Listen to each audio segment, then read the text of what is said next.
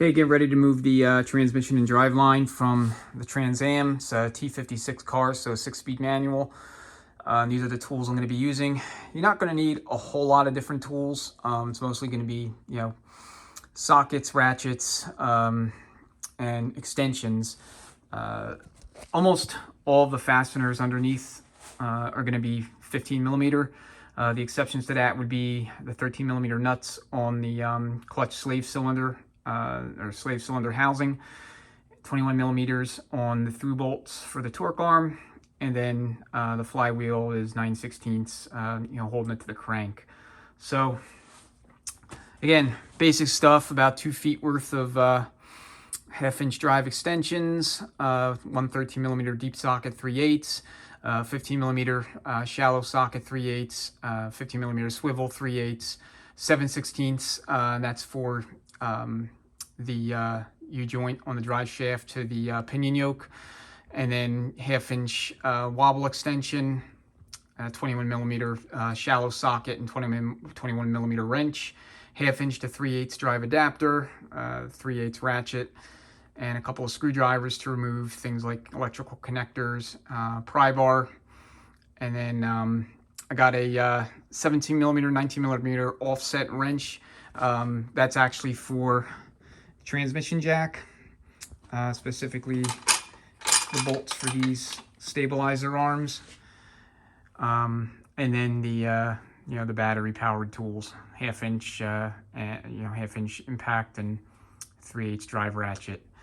The only other thing that I'll mention is the Sharpie marker. That is for indexing the drive shaft so that we can put it back on exactly the way it came off.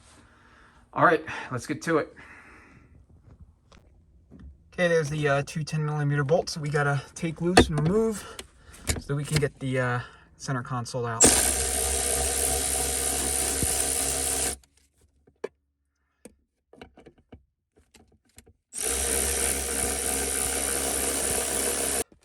Next, I'm gonna take loose the shifter. All right, and just pull on the center console. This will come right out. There's 2 plastic retaining tabs. Just want to come in with like a screwdriver, pry back on them so that you can get it free. And then you can remove the entire assembly out of the way. I get the shift boot out of the way. Now you got 7 6 millimeter bolts that need to come out, and that will allow you to take off the inner shift cover.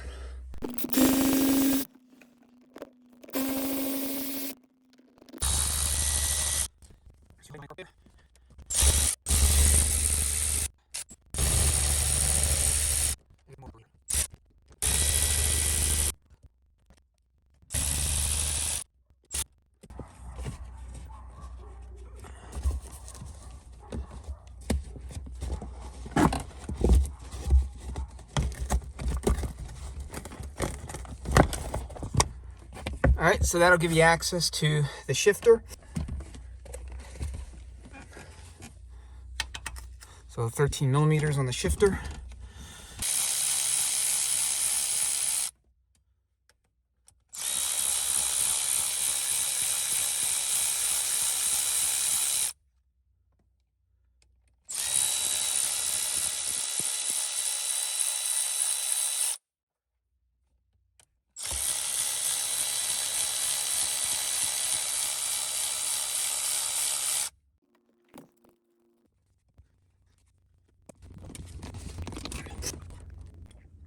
All right, if it's stuck like that, just get a pry bar and pry gently up on it and it should come right out.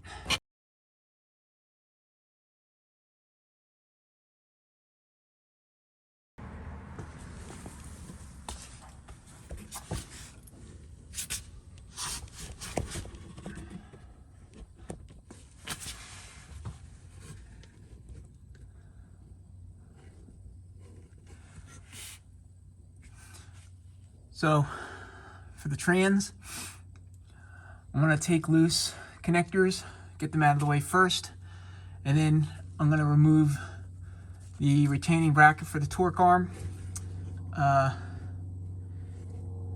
that. We'll adjust a little better, and then I'll put something underneath the trans, probably around here, so that I can support it while I remove the torque arm and then the drive shaft. So that's kind of how we'll proceed and go from there. Almost without exception, all the bolts that you're going to be dealing with here underneath are going to be 15 millimeters. The mount, the bolt for the mount, 16 millimeters. The bolts for the exhaust cross member here are 13 millimeters. And then the bolts for the torque arm, bolts and nuts, are going to be 21 millimeters. But everything else, for the most part, is going to be 15 millimeters. And that includes the exhaust, the transmission to bell housing bolts, and I believe the bell housing to block bolts are either 15 millimeter or 9/16. It's been a while since I've been under here, but I believe that's the case. Anyway, let's get started.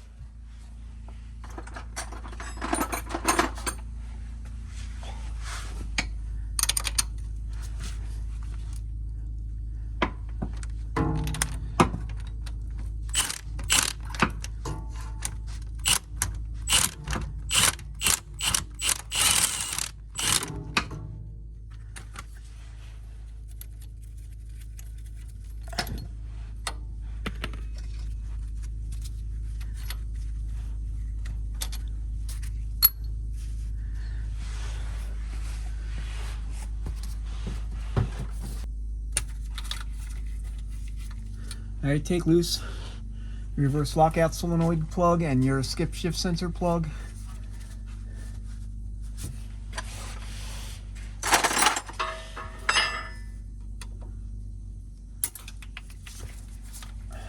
That broke.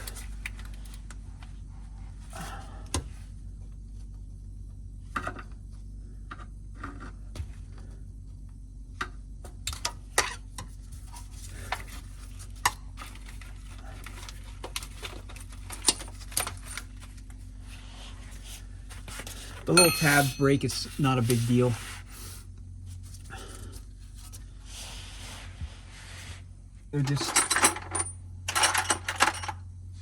They're going to be brittle.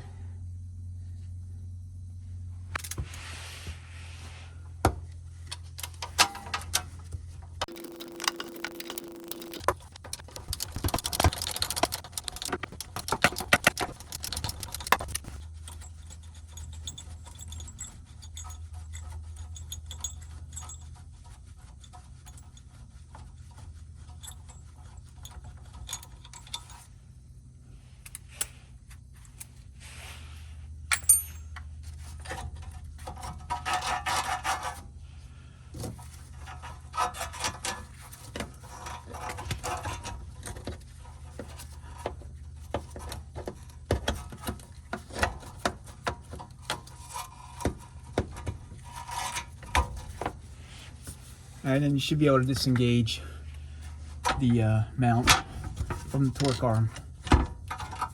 Probably not going to come all the way out until I get the rear bolts loose.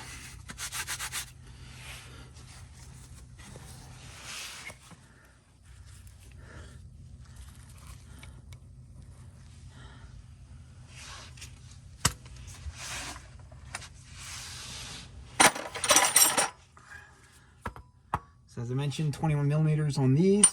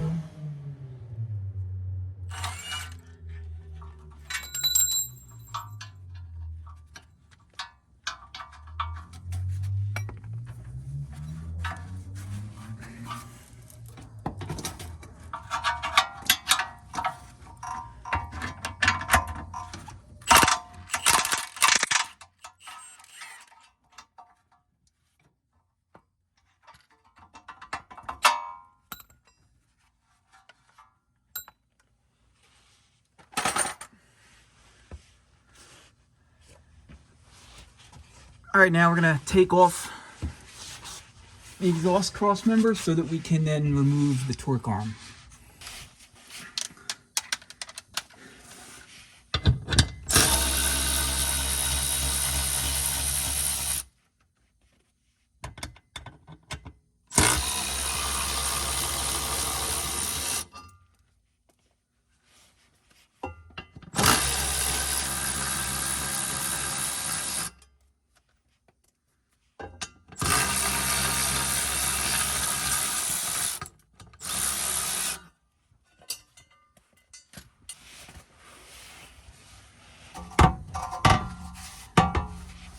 And then from there, the torque arm should be free to slide off.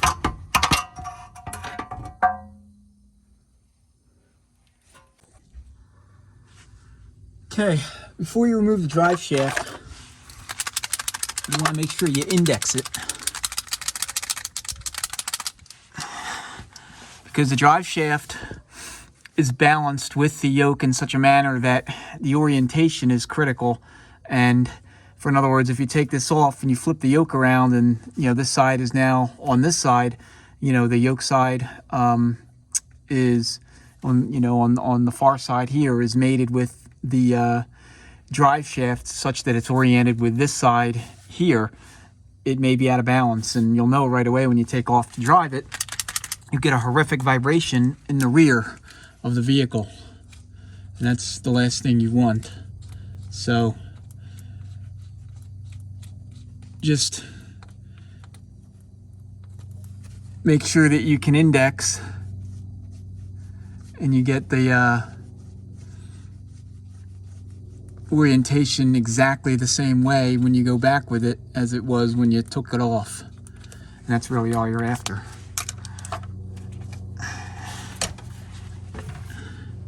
So 7/16 on these.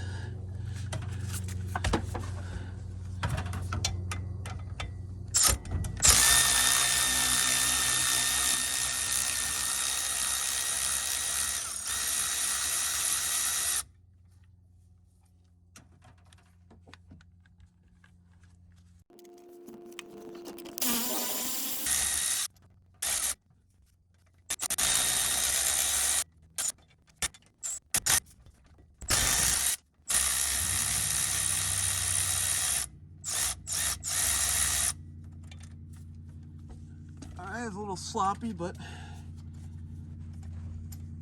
got the job done.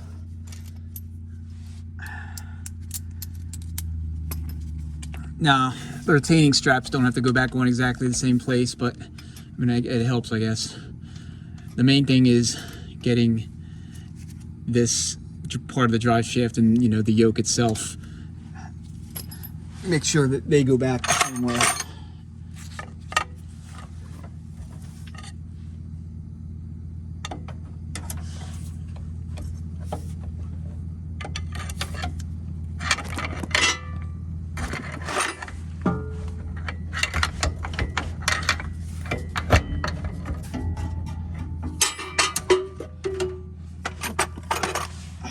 Sorry about that. Keep it in the camera.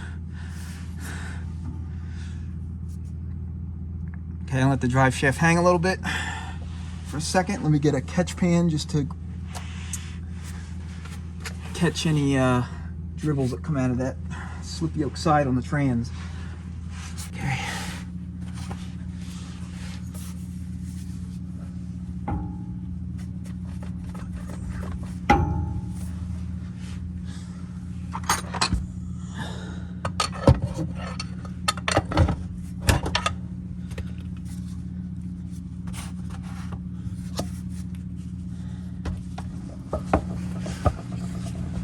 All right, if you have one, go ahead and stick a spare yoke so that you can stem the tide of the leaks. They make little these plastic seal things that will slide onto the end of the output shaft and kind of do the same thing. They work okay, but a spare yoke is best. That seal's leaking anyway, so it needs to be replaced. It's got you can see moisture all over the cross member in the rear of the trans.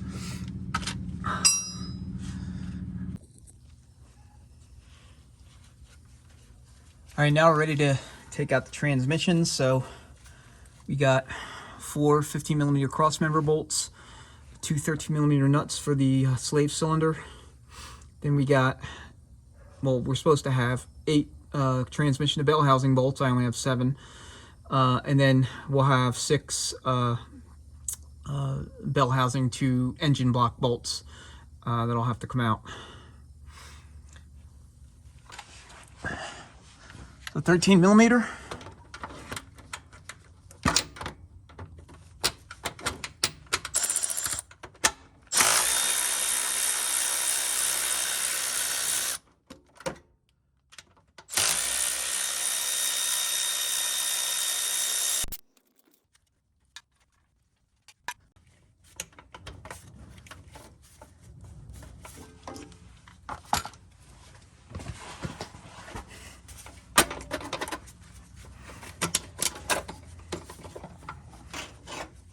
And you just set it aside.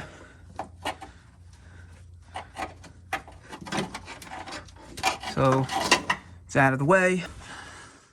Now we're gonna set up the jack, get a position, and then we can take off the cross member.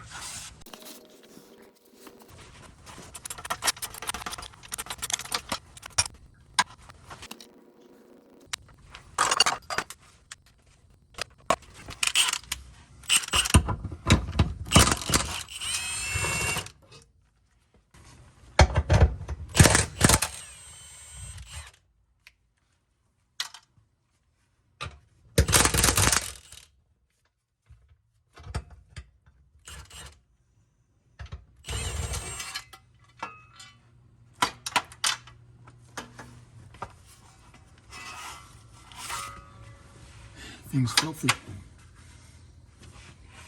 All right, you want the jack so that it's more or less just supporting the transmission. It doesn't need to, you don't need to jack it up any more than that. The idea is to, once you remove, all those trans to bell housing bolts, you need to just kind of pull back on it a little bit, and the trans will release from the bell and, from the clutch. All right, if you haven't done so, yank off the slave cylinder housing, and then what you want to do is you want to release the throwout bearing, or the clutch fork, from the throwout bearing. So just like that. If you fail to do that, you're never going to get the transmission fully separated from the clutch assembly and bell housing.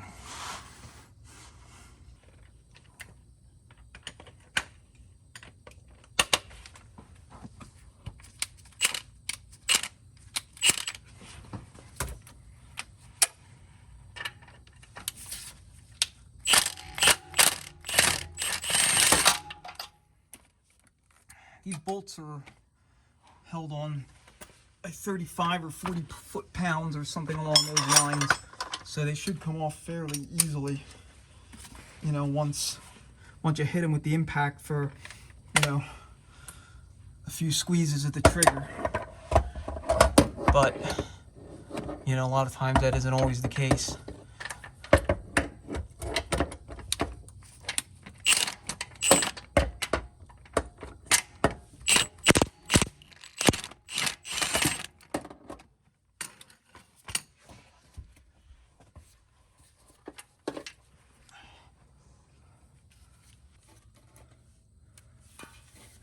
All right, I know this is a shitty angle, but this is probably the best I'm gonna be able to do. Before I go back with it, I think I'm gonna be grabbing a 24-inch extension, maybe even a 36.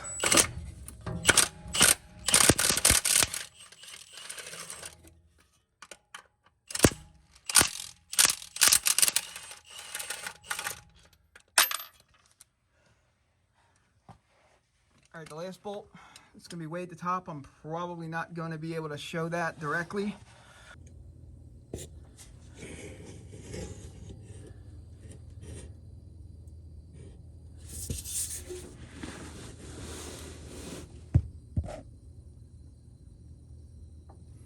Yeah, like I said, not ideal, unfortunately.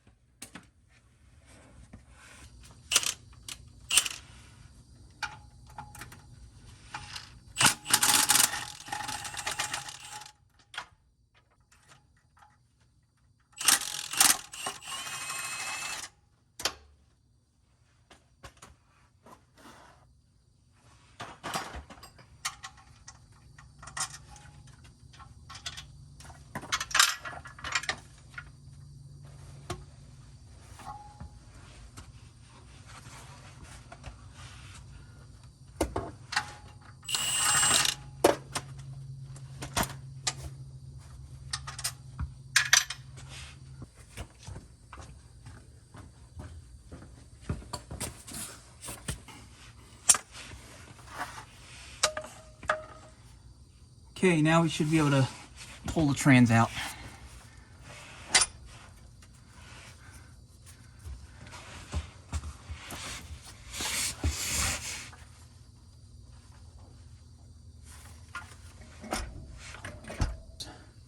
Nothing in the way.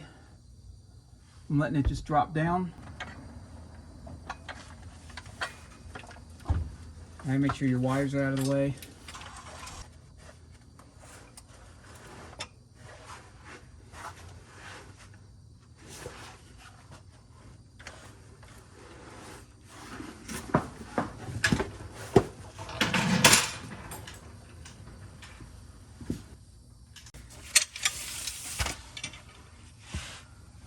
So the best way to pull it out is through the front. You need at least 22 inches of clearance from the ground to the exhaust or oil pan. The exhaust hangs a little bit lower, so maybe about an inch lower than the oil pan. Overall, maybe an inch and a quarter. That's assuming you're using like a Harbor Freight trans jack like I'm using. If you're using something else, obviously it'd be different. All right, bell housing.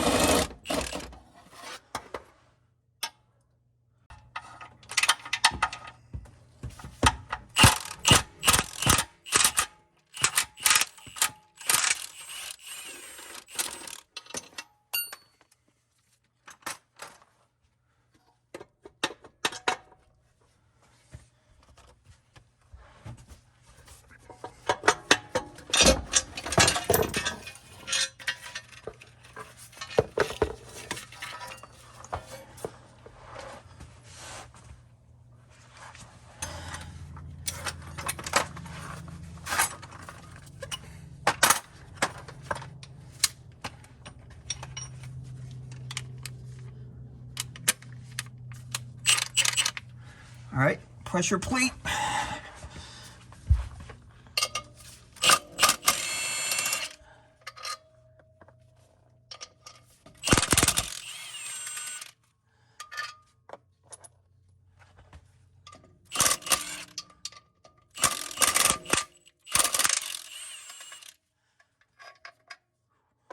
A lot of rust.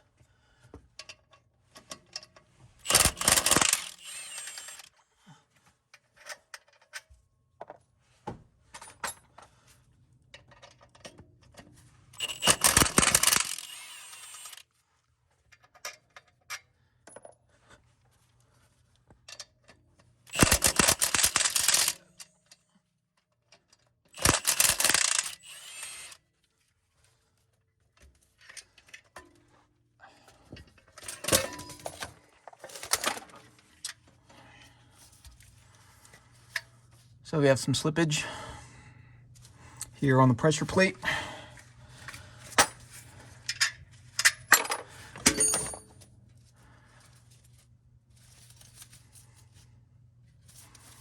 So time for a new clutch.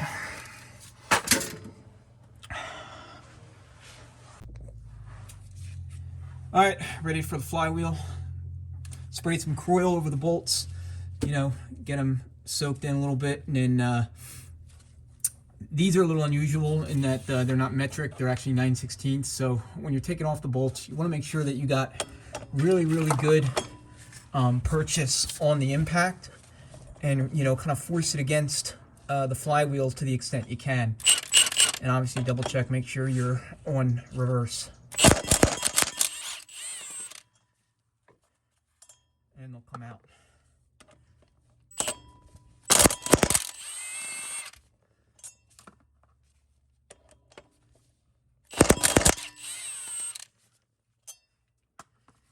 And if you're wondering, I'm on setting, I guess 4, or you know, whatever that setting is, to where it'll give you full power until it detects the bolt coming loose, and then it'll, you know, back the speed down to, you know, just enough to withdraw it. These take 75 foot-pounds going back in, so a decent impact should not have any issues getting them out.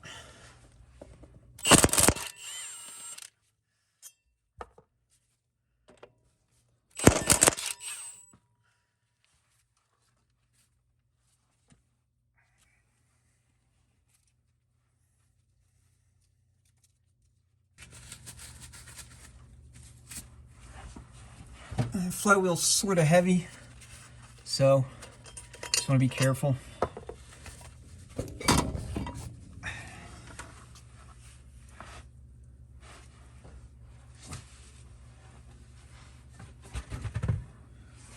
All right, if you have a rear main seal leak, now would be the time to deal with it. Mine does not appear to be leaking, nor do I see any obvious leaks here at the where the pan meets the rear main seal housing. But like I said, the engine's going to come out, and I more than likely will do a rear main seal just to, you know, as part of the whole service, so that I have a brand new seal in there. You know, like I said, now would be the time. So anyway, that's it as far as you know, prepping for a clutch, you know, clutch replacement job. Not overly difficult. The trans can be kind of a handful, but you know, if you're strong enough, I mean, you could just simply manhandle it out without the assistance of any kind of jack, you know, or any support. But, and I could probably do it too, but at the same time, it would be real difficult to film that in a way that you could see what's going on. But to be honest, I didn't do the best job in the world filming it as I did, so is what it is. Anyway, gonna purchase a clutch kit, get the flywheel turned, or purchase a new one, and then you know, we'll put it back together.